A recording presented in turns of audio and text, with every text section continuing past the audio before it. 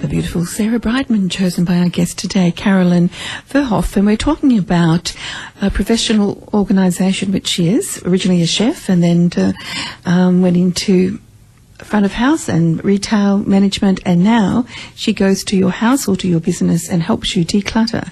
We're going to talk about the emotional attachment that we all have to that one particular thing.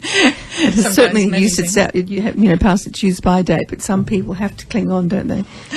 Yes, and that's right, and it's many things, and it's completely acceptable to have sentimental attachment to things, and those things actually bring value to our life and bring a lot of joy, a lot of memories that should be treasured, but it only starts becoming a problem when we do that with everyday items. When we start attaching those sentimentalities to the 10,000 movie tickets that we've seen and been to, and that sort of thing, where we may be able to keep those memories in some other way.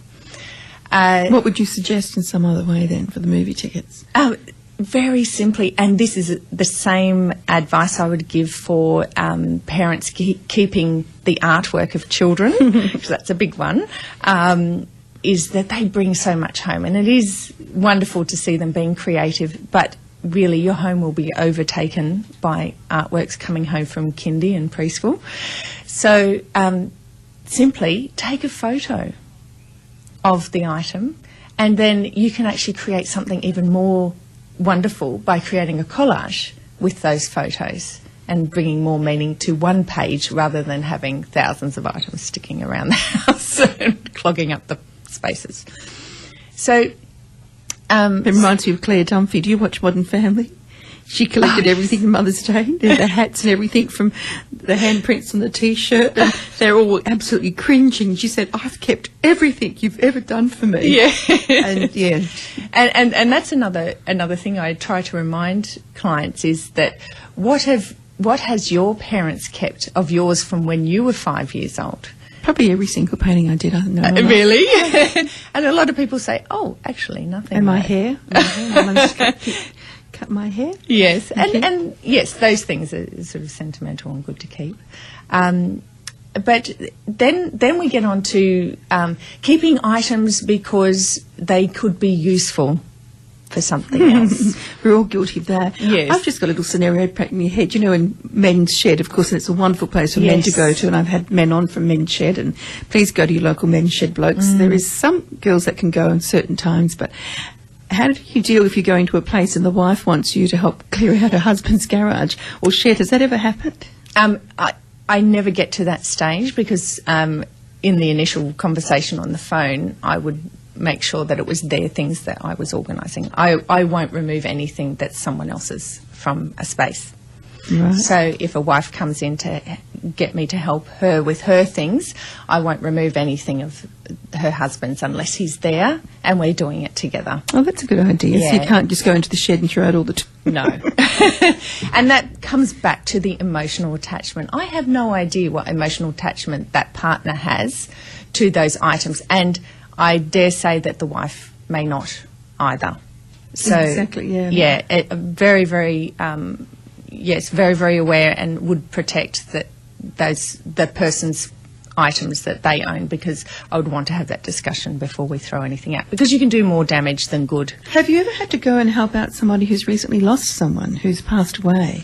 And, doing that can be an extraordinary, heartbreaking time. Yes. And organising the deceased, stuff. Yes. So normally that happens actually a lot further down the track. They need a lot of time to go through the grieving process. So it normally happens a long time after someone has gone.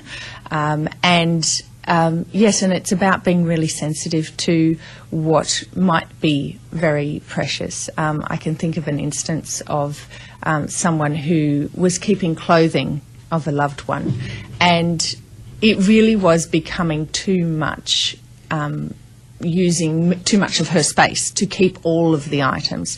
So what we did was we cut little pieces of fabric off the items, and we made a beautiful frame with a little sort of collage of all the different shirts and things that reminded her of her grandfather. Oh, wow. And then it can sit on the wall and be enjoyed, because if it's in the cupboard, stuffed in there with everything else, including the moths and the silverfish, it's not going to last long anyway. No, that's a great way, and creativity as well, Yes. hoping to deal with the grief. Mm. Now, besides the many things that you do, you're also a qualified belly dance teacher. I am. You're a girl of many talents.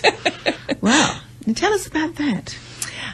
So belly dance actually was probably the thing that really joined me to how I could help people with organising, because I started being a belly dance teacher about 12 years ago, and I really valued the position I had to enable women to view themselves in a different way and empower them with body image and express themselves where they may not be able to in the rest of their life. Sure.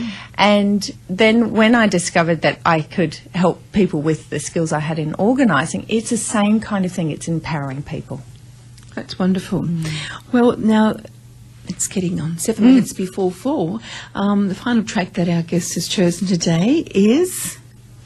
It is called Frio by the Band of Brothers, which is a magnificent group of Australian artists, fantastic musicians, and many of our Fremantle people may know of them. They've played in Fremantle a few times, but they're internationally renowned.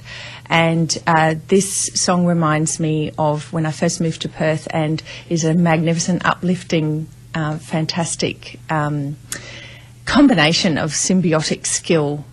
Indeed, and the musicians are Slava and Leonard Grigorian with Joseph and James Taradros. Are they Ethiopian, James? I think, yes. Because that's my friend's called that. He's Ethiopian, yes. Here we go with the music chosen by our guest today. This is the Band of Brothers and Frio.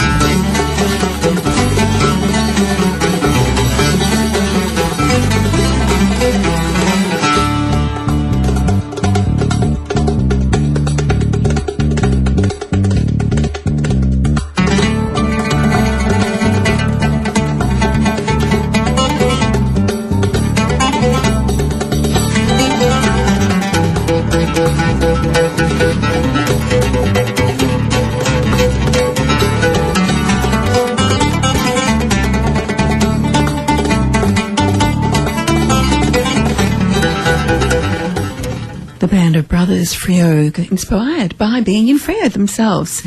Now we've got the wonderful Carolyn Verhoef, who's organising coach and professional organiser. And she's having workshops coming up. And if you want to find out any more information about Caroline, you can just go to work.outsidethebox solutions and have all the information put on the computer for you.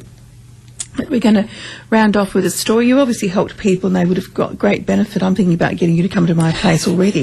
Don't leave before I book you in. You could be there for the next fortnight. It's a true story. I'm not laughing. I'm almost crying. So we do get stuck in our lives. There is emotional attachments to even doing things sometimes. For some people it's simply as, when I do the breakfast show, it's like put one foot out and just get out of that bed. Don't stay in bed.